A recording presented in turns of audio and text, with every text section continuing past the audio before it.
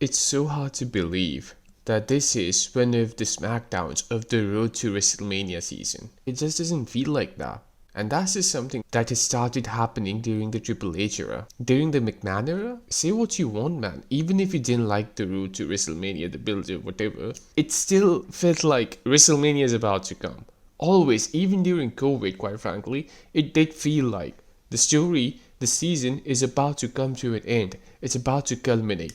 That just doesn't happen anymore.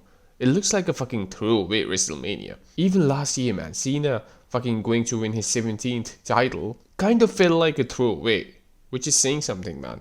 Anyway, this show starts with McIntyre. He's very angry because Cody did not deserve to have a match with him, apparently. Now, a lot of people are complaining about this. I actually think it makes a little sense that he got a title match last week.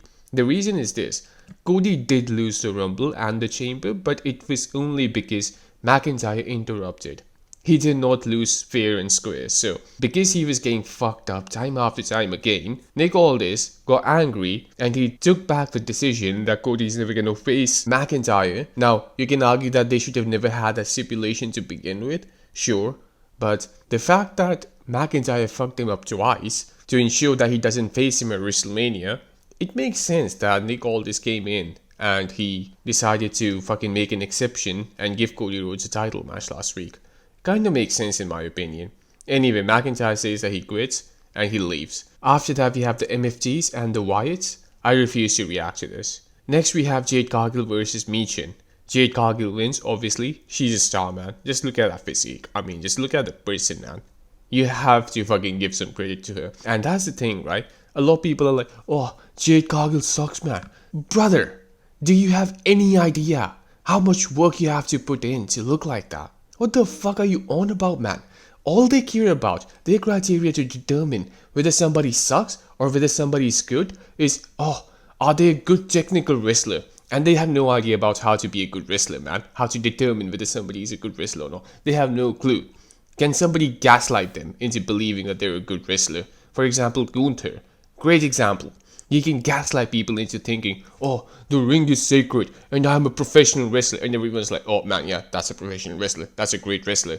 He isn't, man. He's fucking boring to watch. I'm not saying Jade Cargill is a great wrestler, but she just has other fucking tangibles that you cannot ignore. That's the reason she's a champion as well. Rhea Ripley comes out and she looks like the second fiddle in front of Jade Cargill. That's saying something, man. Because Rhea Ripley, despite all the crap I say about her, is also in great shape and she is booked the way she is. Despite that, Jade Cargill looks like the fucking biggest star here, even though she has been booked like shit, especially before she won the title. Rhea Ripley and Jade Cargill have a face down. Jade Cargill backs off. She refuses to fight Rhea Ripley, which doesn't make any sense to me. Like, she should be fucking okay with fighting her. Maybe they can have a brawl, man. Why not? We also have a segment where Jelly Roll comes out and he's on The Miz TV. The Miz is interviewing the guy and fucking Kit Wilson comes out and he says that Jelly Roll is fat phobic because he lost 300 pounds. Jelly Roll is laughing and you can catch a glimpse of Kit Wilson also fucking just laughing after saying that Jelly Roll is fat phobic. I understand that they're kind of just fucking trying to have a little fun. It doesn't hurt too much, but the fact is this, man, like, he broke character and he's the only guy in the company with a gimmick and he just accidentally broke character on screen. It would have been better if he didn't do that, you know? So anyway, Kit Wilson and fucking Jelly Roll, they brawl. The Miz gets accidentally punched by Jelly Roll because of this. Now, the point of this entire segment was this: last week the Miz was cursed by the retard himself, Danhausen. They meet backstage, a bunch of bullshit happens. It's just unbelievable, man. This guy's literally just here to sell merch. People are gonna buy this crap, so, well. Imagine this, man. Imagine you're at some party and you see some guy walk in wearing Danhausen merch. After that, we have Tiffany Stratton versus Kiana James. Now, well, Tiffany Stratton seems like it's gonna face Julia at WrestleMania for the US title. There is nothing else that you can actually have Tiffany Stratton do at WrestleMania. She's not involved in any storylines. In my opinion, they could have done something here, something unique. Like, I don't know, fucking just have some sort of a rivalry somewhere. Maybe have Blake Monroe debut and they can have a match. Whatever the fuck. But seems like this is the direction that they're gonna take, so Today she beat Julia's lackey, Kiana James, and now I think they're gonna have a fucking program for the US title. Then we have a really good match in my opinion, Trick Williams versus Jacob Fatu, and these are the type of matches I like, where you don't know what might happen.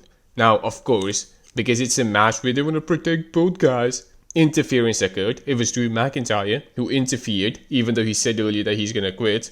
He's still here, and he interrupts. Trick Williams wins. We are at the point now where Jacob Fatu has lost 2 matches. Granted, both of them were because of interference, but he lost to Logan Paul. And now he has lost to Trick Williams, and I think the company has started to realize that this guy has been overpushed.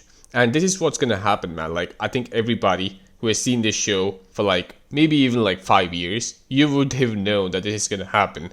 This is the same career trajectory as Umaga, if you think about it. He started off great, then he lost to Cena, and then he kept on losing, and then he became a mid-carder. At the end, he was losing to CM Punk from the late 2000s. That's the same thing that's gonna happen here. I don't think he should beat Drew McIntyre at WrestleMania. I don't think anybody who cannot be easily gaslit would think that Drew McIntyre should lose to Jacob Fatu. Jacob Fatu needs to lose at WrestleMania. I think they're gonna have a match, so he needs to go. But you never know with this company, man. You never fucking know, right? After that, we have the main event, Randy Orton and Cody Rhodes. They're gonna have a contract signing. Like, why is there a contract to begin with? I think this match is already made official, right? Because Orton won the fucking chamber. CM Punk and Roman Reigns never had a contract signing. Liv Morgan, Stephanie Vaquer, they never had a contract signing. Not yet, at least. So they just randomly have a contract signing in public. Cody Rhodes says the stuff that you think he's gonna say, that you're my mentor, and not my mentor, but like, he basically says that Cody is Randy's boy, or something like that, and basically just the guy he looks up to. That type of stuff. Randy says, man, I don't know what to say. Drew was supposed to be the champion. I thought it was going to be easy for me to win my 15th title, but now it's you. And Cody says something, I can't even remember, man. Like, he was cutting a decent promo, but I can't remember what he said, man. I really can't. And then Randy Orton signs the contract, and you're just thinking, man, like, Randy is going to turn heel, right? Cody's not going to turn heel, because he didn't turn heel for John Cena, so he's not going to turn heel here as well. And they need to have a heel. So who is it going to be? Randy Orton. A guy who can easily turn heel. He has done it like a million times already. He's gonna do it again. So that happens. He turns heel. He cuts Cody Rhodes open. He beats the living crap out of him. And now we have a match. Randy Orton versus Cody Rhodes. Not a bad match, but the build-up, as we could have probably imagined, sucked. You know Randy Orton is turning heel just for the sake of the storyline. Because you need to have one heel. That's the same thing that happened with fucking CM Punk and Roman Reigns, even though it seems like they're a little hesitant there because CM Punk hasn't properly turned heel. So I don't know what they're trying to go for there, but here it's pretty clear. It's night and day. Randy is the heel, Cody is the face. I think this should be the night 2 main event, but it kind of seems like this might just be the night 1 main event, which doesn't make any sense. That's just stupid, man. Don't force CM Punk and Roman to main event night 2. It's not a night 2 match. Randy versus Cody is, so just fucking accept what it is, man.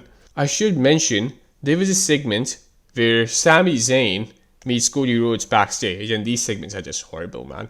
These are fucking horrible, like, it doesn't make any sense. They always end with Sami Zayn just fucking pissing somebody off, and then that other person leaves, and Sami Zayn fucking gets angry. It's just so stupid. And then Aleister Black comes in, and he says to Sami, have you ever thought that maybe winning a world title's not for you? Well, it's not for you either, buddy. The fuck are you talking about? But anyway, it seems like Black vs Sami Zayn is maybe what they will do for WrestleMania. Like, they're just coming up with last minute matches here, just for the sake of having a card. Their main thing was, I think, Braun Breaker vs Seth Rollins, but that's not gonna happen because Breaker's injured. So now we have this. The overall point is this, man. If they did not have Cody versus Randy, let's say a few months ago at King of the Ring, despite the horrible build-up, it's still Cody versus Randy, right? The same way with Cody versus Cena last year. Like, despite the horrible build-up, it's Cody and Cena in the main event. Randy Orton and Cody Rhodes obviously were in a faction back in the day, so there is some history here, which they could have played with. They will play with it, I think. But it's just not going to be the same, man.